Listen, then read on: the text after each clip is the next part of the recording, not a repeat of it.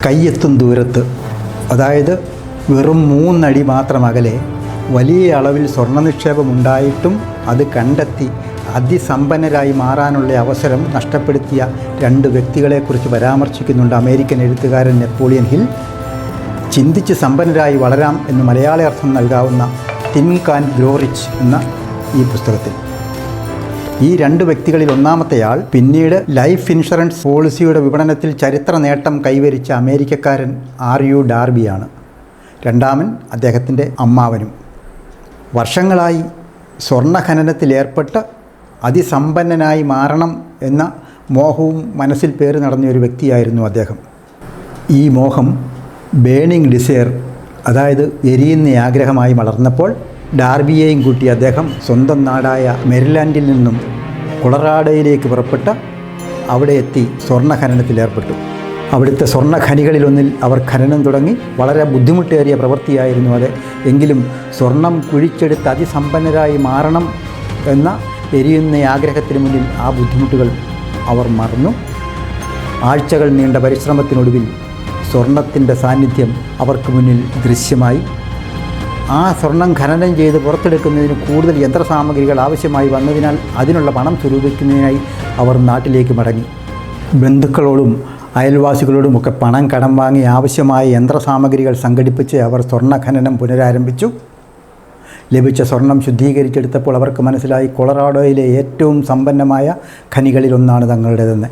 എന്നാൽ ആ സന്തോഷം അധിക ദിവസം നീണ്ടു നിന്നില്ല. സ്വർണ്ണശേഖരം അപ്രത്യക്ഷമായി. എങ്കിലും അവർ പരിശ്രമം തുടർന്നുകൊണ്ടേയിരുന്നു. പക്ഷേ നിരാശയായിരുന്നു ഫലം. ഒടുവിൽ പരിശ്രമം ഉപേക്ഷിക്കാൻ അവർ തീരുമാനിച്ചു. ഖനിയും യന്ത്രസാമഗ്രികളും കിട്ടിയ വിലയ്ക്ക് ഒരു ആക്രി കച്ചവടക്കാരന് വിറ്റ് അവർ സ്വന്തം നാട്ടിലേക്ക് മടങ്ങി. അപ്രതീക്ഷിതമായി ഇവിടം മുതൽ സംഭവങ്ങൾ മാറി മറിയുകയാണ്.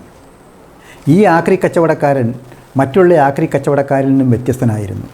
അയാൾ ചില കണക്കുകൂട്ടലുകൾ നടത്തി ഒരു മൈൻ എഞ്ചിനീയറുടെ ഉപദേശം തേടി.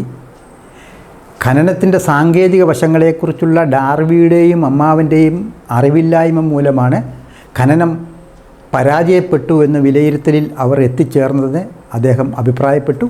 എവിടെയാണോ അവർ ഖനനം അവസാനിപ്പിച്ചത് അവിടെ നിന്നും വെറും 3 അടി അകലത്തിൽ വീണ്ടും സ്വർണ്ണശേഖരം കണ്ടെത്താനാകുമെന്ന് അദ്ദേഹം കണക്കുകൂട്ടി പറഞ്ഞു. അങ്ങനെ തന്നെ സംഭവിക്കുകയും ചെയ്തു. ആക്രി കച്ചവടക്കാരൻ അതിധനികനായി മാറി. സാങ്കേതിക പരിജ്ഞാനം ആവശ്യമുള്ള ബിസിനസ് മേഖലകളിൽ സ്പെഷ്യലൈസ്ഡ് നോളജ് ഉള്ള വിദഗ്ധരുടെ അഭിപ്രായം തേടേണ്ടതിൻ്റെ ആവശ്യകത ഊന്നിപ്പറയുകയായിരുന്നു നെപ്പോളിയൻ ഹിൽ ഈ സംഭവ കഥയിലൂടെ. ഇക്കാര്യം അവഗണിച്ചതിനാലാണ് സ്വർണ്ണ നിക്ഷേപത്തിൻ്റെ പ്രത്യക്ഷ തെളിവുകൾ ഉണ്ടായിരുന്നിട്ടും അത് പ്രയോജനപ്പെടുത്തി അതിസമ്പന്നരായി മാറാൻ ഡാർബിക്കും അമ്മാവനും കഴിയാതെ പോയത്. എന്താണ് സ്പെഷ്യലൈസ്ഡ് നോളജ്? ജനറൽ നോളജ് എന്നും സ്പെഷ്യലൈസ്ഡ് നോളജ് എന്നും 2 തരം അറിവുകളുണ്ടെന്ന് നെപ്പോളിയൻ ഹിൽ പറയുന്നു.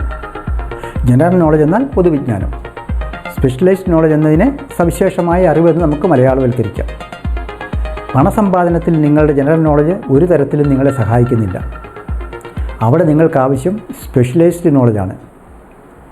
ഇത് എങ്ങനെ സമ്പാദിക്കാം? ആദ്യം നിങ്ങളുടെ ആഗ്രഹം സഫലീകരിക്കുന്നതിനായി ഏതുതരം അറിവുകളാണ് വേണ്ടതെന്ന് സ്വയം തീരുമാനിക്കുക. അതിനുശേഷം ഇത് എങ്ങനെ നേടാൻ കഴിയുമെന്ന് സ്വയം കണ്ടെത്തണം. വിദ്യാഭ്യാസത്തിലൂടെയും മറ്റുള്ളവരുടെ ഉപദേശത്തിലൂടെയും സ്വന്തം അനുഭവത്തിലൂടെയും ഈ അറിവുകൾ നിങ്ങൾക്ക് നേടാൻ കഴിയും.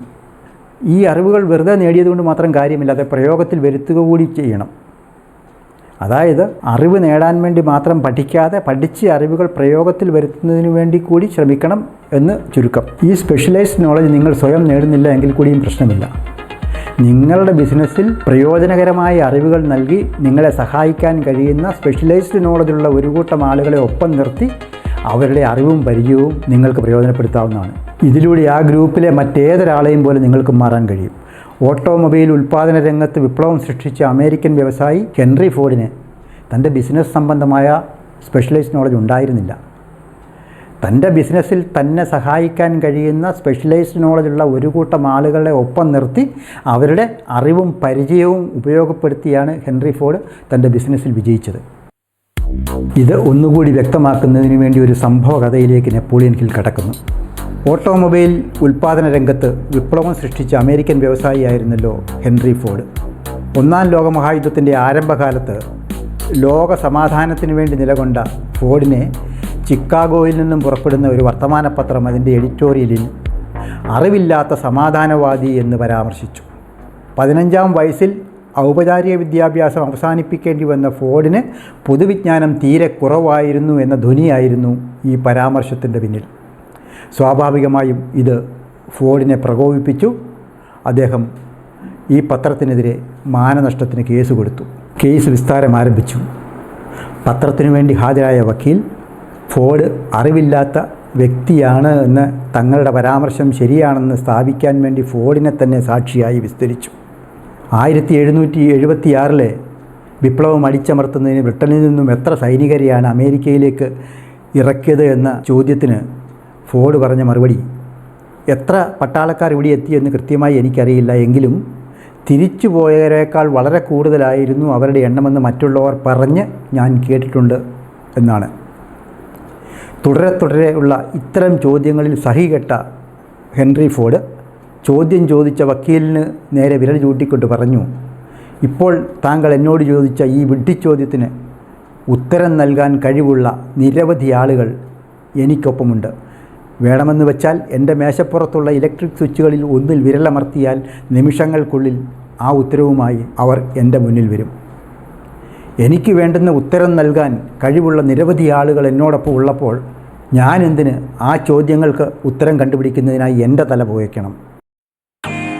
വിദ്യാഭ്യാസം എന്ന വാക്കിൻ്റെ യഥാർത്ഥ അർത്ഥവും സ്പെഷ്യലൈസ്ഡ് നോളജിൻ്റെ പ്രാധാന്യവും ഫോർഡിൻ്റെ ഈ മറുപടിയിൽ അടങ്ങിയിട്ടുണ്ട്. യുക്തിപൂർവമായ ആ മറുപടി വിദ്യാഭ്യാസമില്ലാത്ത ഒരുവൻ്റേതല്ല, വിദ്യാസമ്പന്നനായ ഒരു വ്യക്തിയുടേതാണെന്ന് കോടതിയിൽ മുറിയിലുണ്ടായിരുന്ന എല്ലാവരെയും ബോധ്യപ്പെടുത്തി. 15-ാം വയസ്സിൽ ഔപചാരിക വിദ്യാഭ്യാസം അവസാനിപ്പിച്ച ഫോർഡ് പിന്നീട് ശ്രമിച്ചത് സ്പെഷ്യലൈസ്ഡ് നോളജ് സമ്പാദിക്കുന്നതിനായിരുന്നു. തൻ്റെ ബിസിനസ്സിന് സഹായകരമായ അറിവുകൾ സമ്പാദിക്കുന്നതിന് ആണ് അദ്ദേഹം പിന്നീടുള്ള സമയം ചെലവഴിച്ചത്.